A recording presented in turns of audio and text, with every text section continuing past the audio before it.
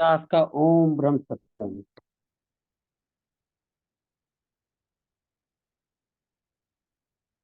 आज का जो विषय है वो है गृहस्थ आश्रम में रहकर क्या ईश्वर की प्राप्ति की जा सकती है। गृहस्थ आश्रम में रहकर क्या ईश्वर की प्राप्ति की जा सकती है। ये विचार श्री रामकृष्ण परमहंस व उनके भक्तों के बीच हुई वार्ता पर आधारित है। दास संगत के सामने रखने का प्रयास करेगा।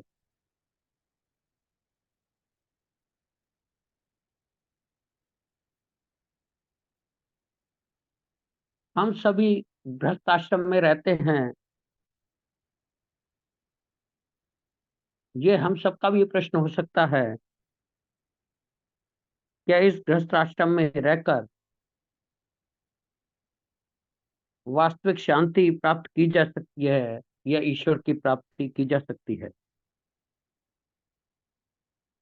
यही प्रश्न एक भक्त ने श्री रामकृष्ण परमहंस जी से कहा, क्या गृहस्थ आश्रम में रहते हुए ईश्वर की प्राप्ति संभव है।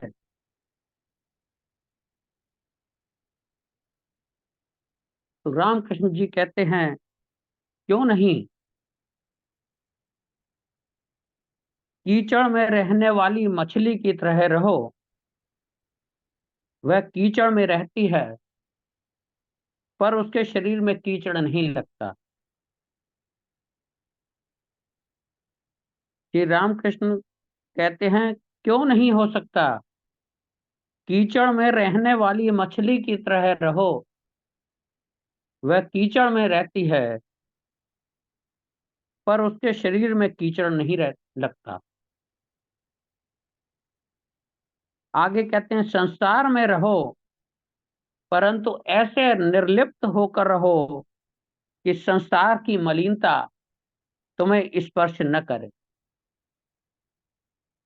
संसार में रहो परंतु ऐसे निर्लिप्त होकर रहो कि संसार की मलिनता तुम्हें स्पर्श न करे।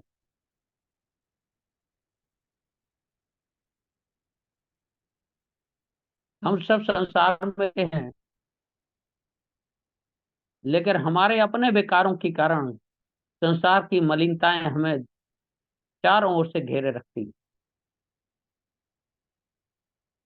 लेकिन परमहंस जी कहते हैं, संसार में तो रहो और ऐसे निर्लिप्त होकर रहो कि संसार की मलिनता तुम्हें स्पष्ट न करे। वो एक उदाहरण भी देते हैं आगे, असती स्त्री की तरह रहो जो घर का सारा काम काज करती है पर उसका मन अपने उपपति की ओर लगा रहता है। असती स्त्री की तरह रहो जो घर का तो सारा काम काज करती है पर उसका मन अपने उपपति की ओर ही लगा रहता है। वह एक और दृष्टांत से भी हमको समझाने का प्रयास करते हैं। जैसे घरों में काम करने वाली आया या बाई किसी घर में काम करती है और उनके छोटे बच्चे को नहलाती है, धुलाती है, खिलाती है, कपड़े पहनाती है, लेकिन अंदर से वो जानती है कि ये बच्चा मेरा नहीं। उससे कोई लगाव नहीं है। बस अपने कर्तव्य का तो वो पालन करती है, लेकिन लगाव का कोई भाव उसके अंदर नहीं रहता। यही बात है कि संसार में रहो परंतु संसार की मलिनता हमें स्पर्श न कर सके।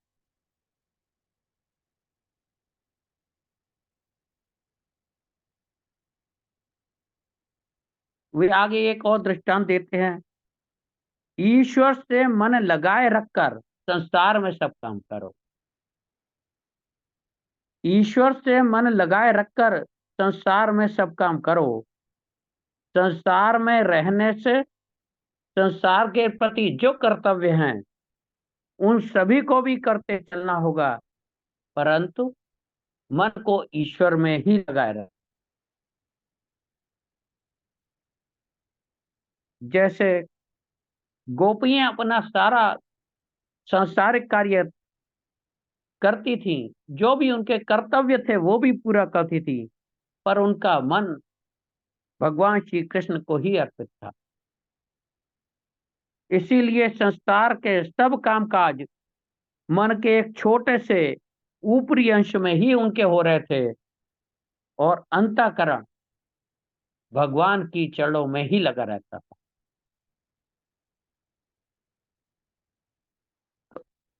तो रामकृष्ण जी कहते हैं, संसार में रहते हुए भगवान को पाने का केवल और केवल यही उपाय।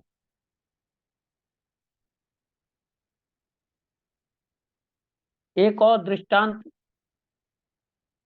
देते हुए कहते हैं, दांत में दर्द होने पर भी लोग अपना काम काज करते रहते हैं, परंतु मन उनका उसी दांत के दर्द में ही लगा रहता है, और उस वेदना का उसे हर समय बोध भी होता रहता है, लेकिन वो अपना कार्य, जो भी कार्य संसारिक कार्य है, वो करते रहते हैं। इसी प्रकार यदि किसी के मन में भगवान के लिए वेदना बोध जगे कि अब तक वे मुझे नहीं मिले, उनसे मिलन नहीं हुआ, और मन में निरंतर यही भावना बनी रहे, तो फिर संसार की चिंता उसे लिप्त नहीं कर सकती। देखे कैसा एक साधारण सा दृष्टांत श्री रामकृष्ण जी ने हम सबके लिए रखा है, कि दांत में दर्द होने के उपरांत भी जैसे हम संसार के सभी कार्य करते रहते हैं और दांत के दर्द का बोध भी हम रखते हैं, यदि ऐसी वेदना हमारी ईश्वर के प्रति बनी रहे, तो हम संसार में निर्लिप्त होकर चल सकते हैं।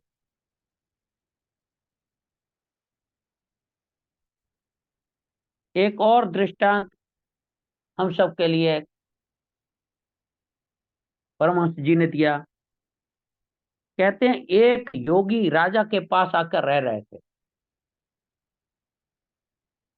वे बड़े विलासी थे, अनेक प्रकार की विलासी वस्तुओं के बीच रहते। एक बार राजा उनके पास गए और राजा को ये देखकर अच्छा नहीं लगा। राजा बोले, इतने भोग विलास के बीच रहकर आप किस तरह भगवान में मन लगाए रहते। राजा ने उस योगी से प्रश्न किया, इतने भोग विलास में रहकर आप किस तरह भगवान में अपना मन लगाए रखते हैं। तो योगी ने उत्तर दिया, इसका उत्तर बाद में दूंगा, अभी मैं तुमसे एक प्रश्न कहता हूं, और वो तुम याद रखना। मैं तुमसे अभी एक बात कहता हूं, वो तुम याद रखना। 1 वर्ष बाद तुम्हारी मृत्यु हो जाएगी। वो योगी राजा से कहता कि एक बात मैं बताता हूं आपको, कि 1 वर्ष बाद आपकी मृत्यु हो जाएगी, इस बात को आप याद रखना।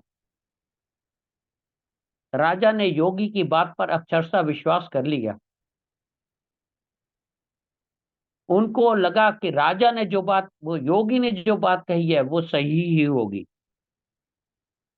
और उसके बाद मृत्यु की चिंता ने राजा को इतना परेशान कर दिया कि फिर भोगों में उनका मन लगता ही नहीं। लगभग 1 वर्ष पूरा होने को हुआ, तब उस योगी ने आकर कहा, महाराज, आपके काम, क्रोध आदि विकार कैसे चल रहे हैं। 1 वर्ष पूरा होने को था, तो उस योगी ने राजा से कहा, महाराज, आपके काम, क्रोध आदि विकार कैसे चल रहे हैं। राजा ने कहा, मत पूछिए, अभी तो मृत्यु की चिंता ने मुझे पूरी तरह ग्रस्त कर लिया है। अन्य कुछ सोचने का समय ही नहीं है। योगी ने कहा, महाराज, मैं भी सर्वदा इसी प्रकार ईश्वर का चिंतन करता रहता हूँ, जिस कारण अन्य कोई भी चिंतन मेरे मन में स्थान नहीं पाते। इसीलिए मनुष्य के बाहरी आचार विचार को देखकर सब कुछ समझ में नहीं आता। वह मन की जिस दिशा में लगा कर रखता है, मन उसी ओर लगा रहता है। शरीर अन्य भाव से रहने पर भी या अन्य प्रवेश में होने पर भी वह मन को स्पर्श नहीं कर पाता। यह बात विशेष रूप से जानने योग्य है। तो देखें, राजा ने उस योगी को यह समझा था कि यह तो बहुत विलासिता का जीवन जी रहा है, लेकिन उस योगी के एक बात ने राजा को इतना चिंता में डाल दिया कि 1 वर्ष बाद उस राजा की मृत्यु हो जाएगी। इस बात ने राजा के मन में जो भोग विलास थे, उनसे उस राजा को अलग कर दिया। हम देखते हैं सभी सत्पुरुष कहते हैं, महाराज जी भी कहते हैं कि प्रतिदिन अपने को जीवन का अंतिम दिन मान के चलें। यानी कि मृत्यु को हर समय यदि हम याद रखें, तो हमारा भी मन ये जो 5 विकार हैं, इन विकारों से मुड़कर ईश्वर की तरफ लग जाएगा।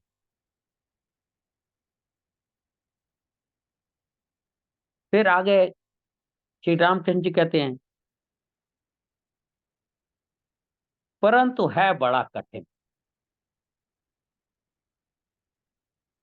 यानी कि मन को इन बातों के सूझने के बाद, सुनने के बाद भी आगे कहते हैं, परंतु है बड़ा कठिन। मुख से उपदेश देना सहज है, परंतु इस उपदेश का पालन करना इतना सहज नहीं। वे कहते हैं, जिस कमरे में इमली का अचार और पानी का मटका है, यदि उसी कमरे में स्तन्यपात का रोगी रहे तो बीमारी कैसे दूर होगी।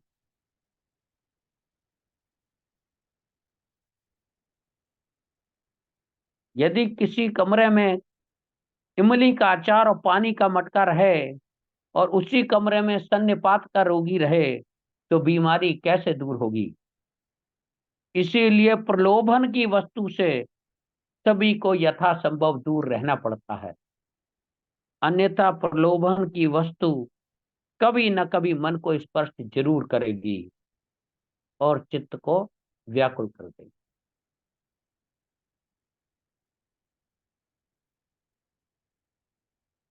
ये बात सुनकर भक्त ने फिर कहा कि ठाकुर, फिर हमें क्या करना चाहिए।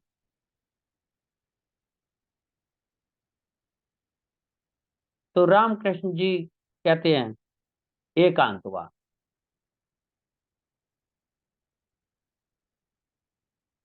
संसार में तो बहुत सी कठिनाइयां, ठाकुर कहते हैं, संसार में तो बहुत सी कठिनाइयां हैं। जिधर जाओ उधर कोई ना कोई बला खड़ी हो जाती है। अर्थात मनुष्य के लिए भाग निकलने का मानो कोई रास्ता ही ना हो। जिस रास्ते से जाता है उसी रास्ते में विघ्न है, प्रतिकूलता है।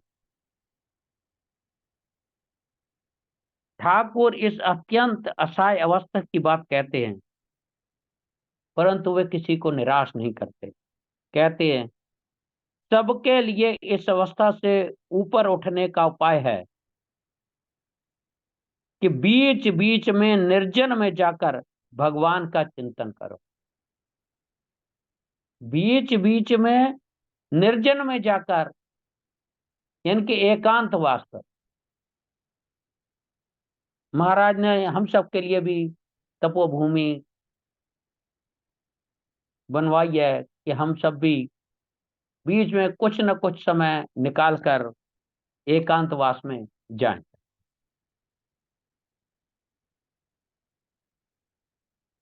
ठाकुर कहते हैं कि बीच बीच में निर्जन में जाकर भगवान का चिंतन करना पड़ता है, अन्यथा मन को कभी वश में नहीं लाया जा सकता। इनके बिना एकांत वास के कभी भी मन को वश में नहीं लाया जा सकता। मन तो ऐसे ही चंचल है, और यदि ऊपर से यदि चारों ओर उसकी चंचलता के साधन रहें, तब तो उस मन को वश में करना असंभव है। इसीलिए कभी कभी निर्जन में जाकर ईश्वर चिंतन करना अति आवश्यक। हमेशा तो संभव नहीं, इसीलिए ठाकुर कहते हैं कभी कभी जाकर ईश्वर चिंतन करना आवश्यक है। निर्जन में ईश्वर चिंतन कितने दिन करना होगा, तो वह ठाकुर स्वयं बताते हैं, जितने दिन भी रह सको। बहुत दिन रह सको तो बहुत अच्छा, और यदि वैसा ना हो तो 1 मास या 3 दिन।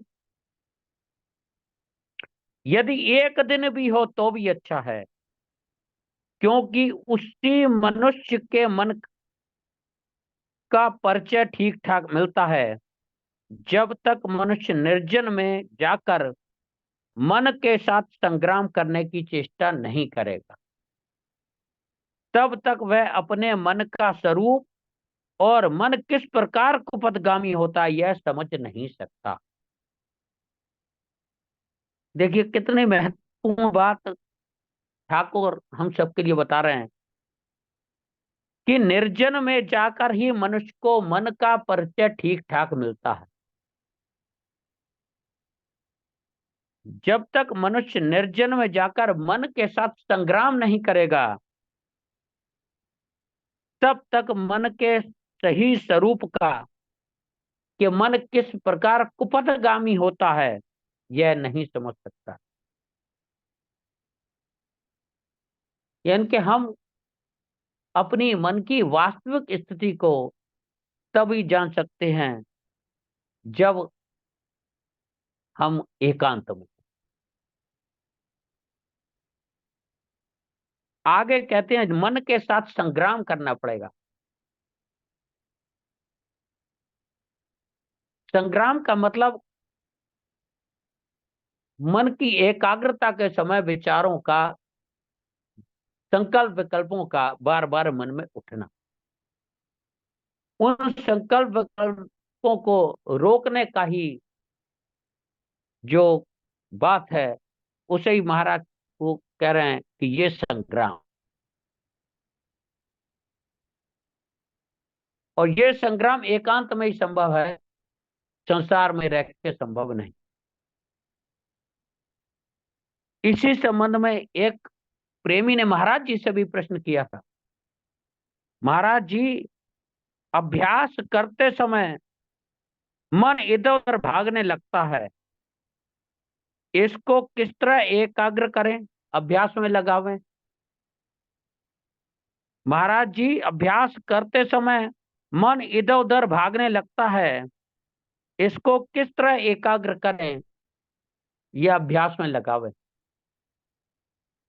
तो महाराज कहते हैं, प्रेमी, इस मन की बड़ी पुरानी आदत पड़ी हुई है, आहिस्ता आहिस्ता काबू में आवेगा। तुम्हारा मन जब अभ्यास करते करते इधर उधर भागने लगे, तो परमात्मा की रजा रूपी खांडे से, यानी कि तलवार से, उसे बार बार कत्ल करो और अभ्यास में लगाओ। यह भी क्रिया जीवित मरना है। इसी को ज्ञानी लोग ज्ञान अग्नि कहते हैं। मन की आदत है, जिस काम में इसको लगाया जाता है, ये उसी काम में लग जाता है। अभ्यास में चूंकि इस मर्जी के मुताबिक दिल लगाने वाले सामान नहीं हैं, इसीलिए उधर उधर भागता फिरता है। इसीलिए उस समय यह कहकर अंतर विखे बार बार पकड़े कि सब कुछ परमात्मा की मर्जी से हो रहा है, तू क्यों फिजूल उधेड़ बुन में परेशान है। तू हर उलझन को छोड़ और उस मालिक के कुल का सिमरन कर। दुनिया में अगर कोई परम दुख है तो इस मन का डोलना ही है। महाराज कह रहे हैं कि अगर दुनिया में कोई परम दुख है तो इस मन का डोलना ही है। और इसको निश्चल करने के लिए तुझे अपने सोच की धारणा बदलनी पड़ेगी। इसको निश्चल करने के लिए तुझे अपने सोच की धारणा बदलनी पड़ेगी।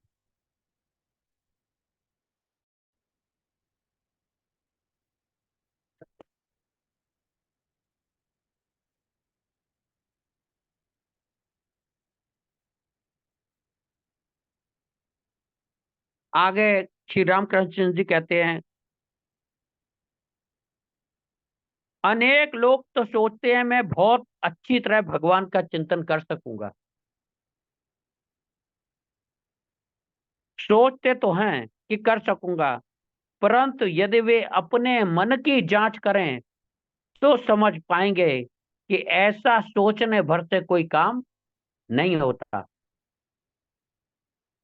मन जब विपथगामी होता है तब उसे संयमित करते समय समझ में आता है कि मन कितना बलवान है। मन जब विपथगामी होता है तब उसे संयमित करते समय समझ में आता है कि मन कितना बलवान है। यह बिना संग्राम किए मनुष्य समझ नहीं सकता कि मन कितना प्रतिकूल है। और ये हम सबका अपना अनुभव भी है कि जब भी हम सिमरन में बैठते हैं तो संसार के हजारों संकल्प विकल्प उस समय हमारे मन में आने लगते हैं, उठने लगते हैं।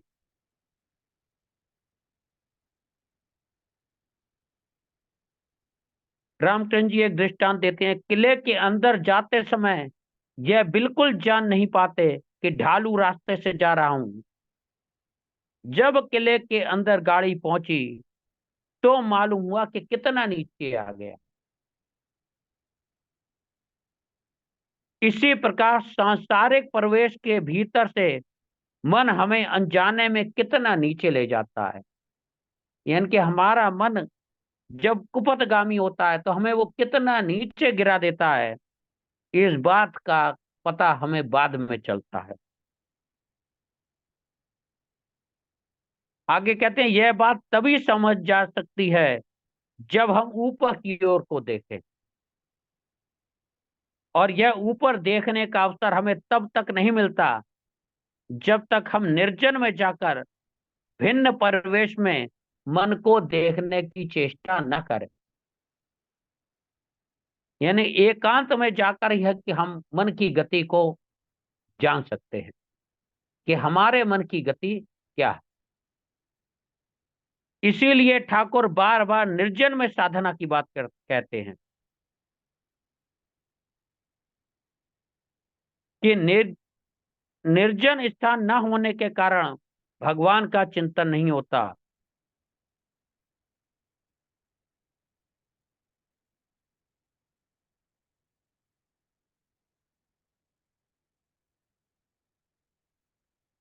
आगे श्री रामकृष्ण परमहंस हम सब कहते हैं, साधारणतः तो हम ये समझते हैं कि खूब जब ध्यान हो रहा है और ये लगता है कि बहुत अच्छा चल रहा है, परंतु मन की परीक्षा करके देखना नहीं हो पा रहा। मन को छोड़ दिया है, उसकी ओर सजग दृष्टि भी नहीं है। और सजग दृष्टि की रहने पर हम समझ सकेंगे कि मन कहाँ है, ईश्वर चिंतन की आड़ में वह क्या कर रहा है।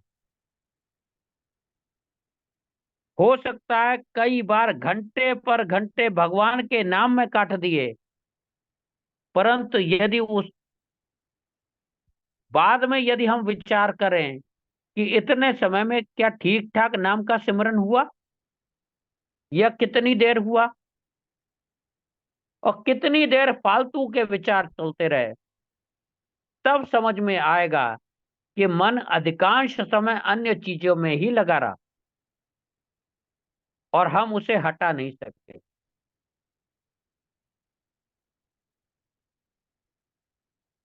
इस तरह मन को ध्यान से देखने पर साधना का अहंकार चूर्ण हो जाता। ठाकुर कहते हैं कि हम समझते तो हैं कि हमारा खूब सिमरन अच्छा चल रहा है, हम इतने समय तक सिमरन कर रहे हैं, लेकिन ठाकुर कहते हैं यदि हम ठीक से बाद में विचार करें तो हमें पता चलता है कि कितनी देर तो सिमरन हुआ और कितनी देर फालतू के विचार चले, या हमारा मन किन चीजों में लगा रहा, हम अन्य विचारों से अपने मन को हटा सके या नहीं हटा सके।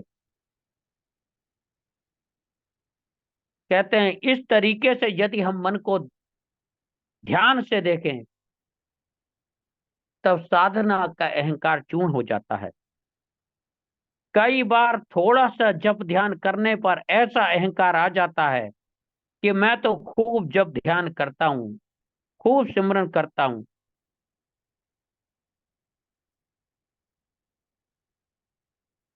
लेकिन यदि जांच करें तब पता चलता है कि ठीक ठाक जप कितनी बार हुआ।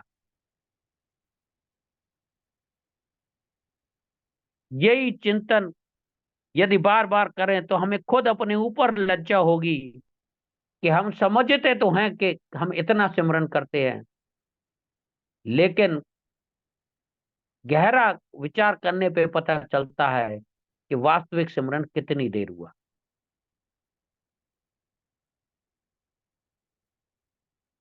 अब एक भक्त प्रश्न करता है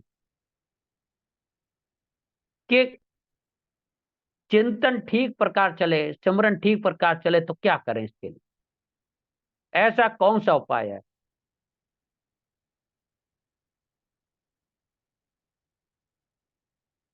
एक और भक्त ने भी कहा महाशय फिर इसका उपाय क्या है। अर्थात जिस प्रतिकूल अवस्था के भीतर हम रह रहे हैं उससे छोड़कर अलग रहने या अलग खड़े होने के लिए कहने भर से तो हम ऐसा नहीं कर सकते। संसार में तरह तरह के कर्तव्यों को जो जाल बिछा हुआ है उसमें हम तो फंसे हुए हैं। तो ठाकुर कहते हैं उपाय है तीव्र वैराग।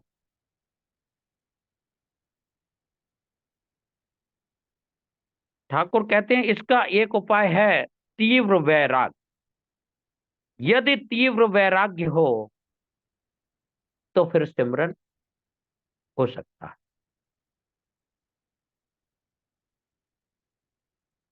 आगे कहते हैं जिसे तुम मिथ्या समझते हो उसे दृढ़ता पूर्वक तत्काल त्याग दो।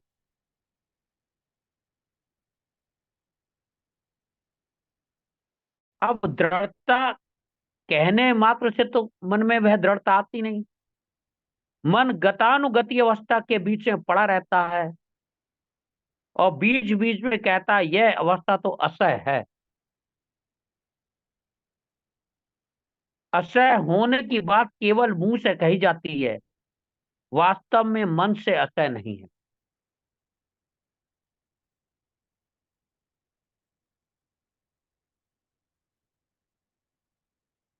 बल्कि बहुत अच्छी तरह से सह है।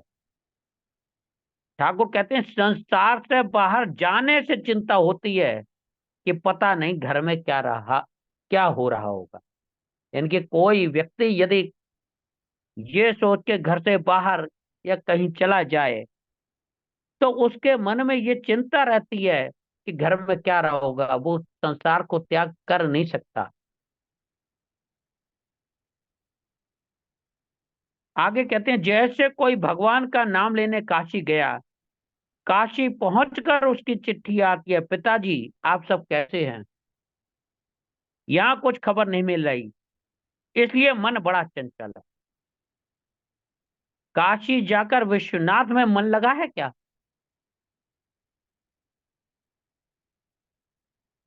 तो उत्तर आता है, नहीं। इस संसार में क्या हो रहा है, क्या नहीं होता, यह ज्ञात न होने पाने के कारण ही मन चंचल।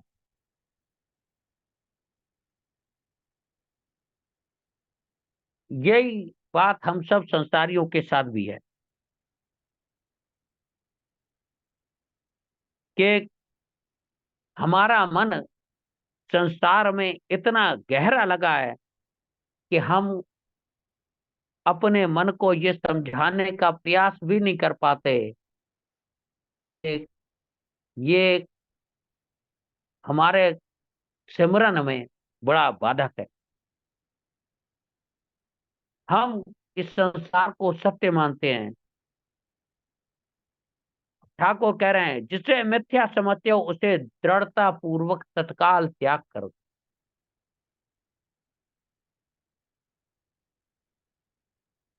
और इसका उपाय भी बता रहे हैं कि धीरे धीरे यदि एकांतवास में लगातार जाने का हमारा प्रयत्न बना रहे तो मन को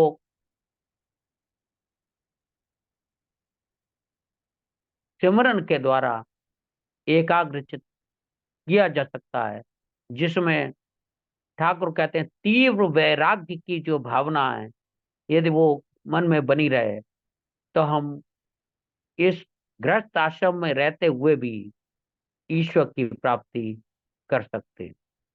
ओम ब्रह्म सत्यम सर्वदा। इस विचार को रखने में दास से बहुत सारी गलतियां हुई होंगी। दास संगत से क्षमा की प्रार्थना करता। तभी संगत के चरणों में ओम ब्रह्म सत्यम सर्वदा। ओम ब्रह्म सत्यम सर्वधार।